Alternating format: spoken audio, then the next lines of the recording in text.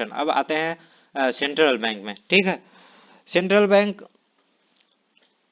हर देश में एक सेंट्रल बैंक होता है। ठीक है, हर देश का है, जिसे इसको इसको ही बोलते हैं एक अपेक्ष बैंक, मतलब यानी सुप्रीम बैंक, जो उस कंट्री का एक मेन अपेक्ष यानी सुप्रीम का काम करता है, जो बैंकिंग एंड मॉनेटरी स्ट्रक्चर को संभालता है। ठीक है, जो पूरे देश का बैंकिंग और मॉनेटरी स्ट्रक्चर को संभालता है, उसी उसी को बोलते हैं सेंट्रल बैंक। जैसे इंडिया में है आरबीआई, जो हमारे करेंसी से लेकर बैंकिंग को कंट्रोल करता है। ठीक है, आरबीआई ही एक ऐसा ये है जो पूरा कितना करेंसी इशू करें, कितना कौन सा इसमें बैंक बैंक कैसे कंट्रोल करें, रुपया की डिमांड को, सप्लाई को, ये पूरा कंट्रोल करता है सेंट्रल बैंक। ठीक है, तो इसी को बोलते हैं सेंट्रल बैंक। यानी सेंट्रल बैंक एक अपेक्ष बॉडी है जो कंट्रोल करता है, कंट्रोल, ऑपरेट एंड रेगुलेट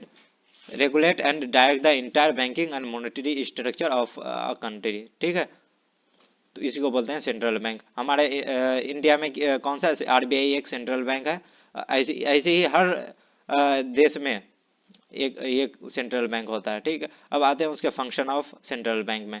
तो ऐसे ही जैसे हम कॉमर्शियल बैंक में देखें, वैसे ही सेंट्रल बैंक में भी फंक्शन है कि सेंट्रल बैंक क्या क्या काम करता है। तो सबसे पहला है करेंसी अथॉरिटी, मतलब सेंट्रल बैंक को ही अथॉरिटी है कि करेंसी वो छाप सके। अब जैसे हम अभी जो नोट यूज करते हैं, ये छापते कौन है, ये सेंट्रल बैंक के द्वारा इशू होता है। ठीक है, तो इसी को बोलते हैं करेंसी अथॉरिटी, इसको सेंट्रल बैंक के पास है।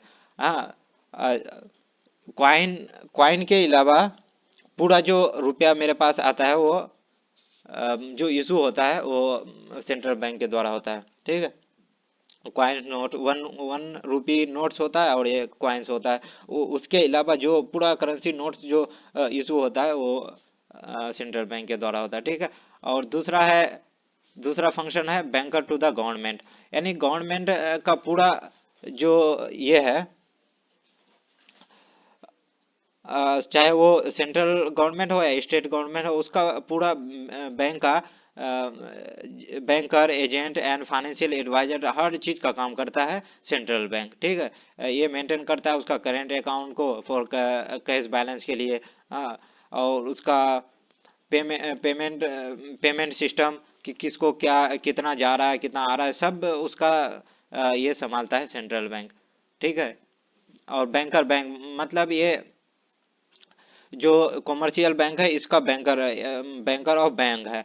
अब जैसे बैंकर ऑफ बैंक इसलिए इसको कहा जाता है क्योंकि कोई भी जैसे ये कॉमर्शियल बैंक हो, इन सबको कुछ ना कुछ कोलेटर ये रखना पड़ता है, रिजर्व रखना पड़ता है सेंट्रल बैंक के पास, इसलिए इसको बैंकर्स बैंक बोला जाता है। अब जैसे सीआरआर हुआ, कैश रिजर्व रेशियो, हर कॉमर्शियल बैंक को रखना पड़ता है सेंट्रल बैंक के पास, इसलिए इसको क्या बोला जाता है, बैंकर्स बैंक।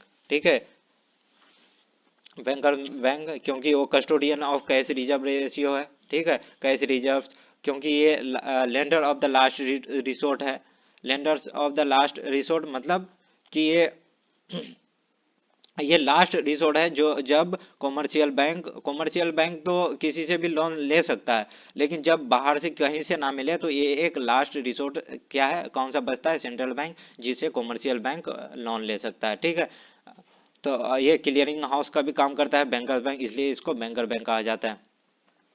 तो चौथा अब फंक्शन में आते हैं। चौथा फंक्शन है controller of money supply and credit, मतलब कितना हम मनी का सप्लाई करें, कितना करेंगे तो मेरा पूरा स्टेबिलिटी रहेगा इकोनॉमी में, मॉनेटरी स्ट्रक्चर मेरा सही रहेगा, इसका पूरा कंट्रोल करता है सेंट्रल बैंक। एंड क्रेडिट का भी, कि कौन सा रेट में ये करना है, लोन देना है, कौन सा रेट में लोन नहीं देना है, उससे उससे क्या होता है, क्रेडिट फैसिलिटी ये रहता है, मेंटेन रहता है। ठीक है, तो उसका काम करता है सेंट्रल बैंक। अब जैसे अगर कॉमर्शियल बैंक आरबीआई से लोन लिया, अब वो ज़्यादा ले रहा है, खूब ज़्यादा ले रहा है, तो वो क्या करेंगे, अपना रेट को अपना रेट को बढ़ा देंगे। रिवर्स रिपो रेट होता है, वो अपना रेट को बढ़ा देंगे। उससे क्या हो जाएगा, क्रेडिट कंट्रोल हो जाएगा। ठीक है, तो ये एक काम करता है control of money supply and credit का भी। ठीक है, तो लास्ट सेंट्रल बैंक का फंक्शन है कस्टोडियन ऑफ फॉरेन एक्सचेंज। मतलब हम अगर कोई भी ट्रांजैक्शन करते हैं अदर कंट्री से, तो ये मेरा एक कस्टोडियन का काम करता है। इसी के द्वारा ही हम किसी इसका लेन देन कर सकते हैं। ठीक है, तो ये मेरा एक फैसिलिटी देता है कि हम बाहर कंट्री किसी भी कंट्री से कोई भी सामान लेंगे, कुछ भी ये करेंगे, ट्रेड करेंगे, तो ये मेरा कस्टोडियन का काम करता है। इसलिए इसी बोलते हैं foreign exchange, custodian of foreign exchange. अब कुछ टर्म है जो जिसका डेफिनेशन जानना जरूरी है।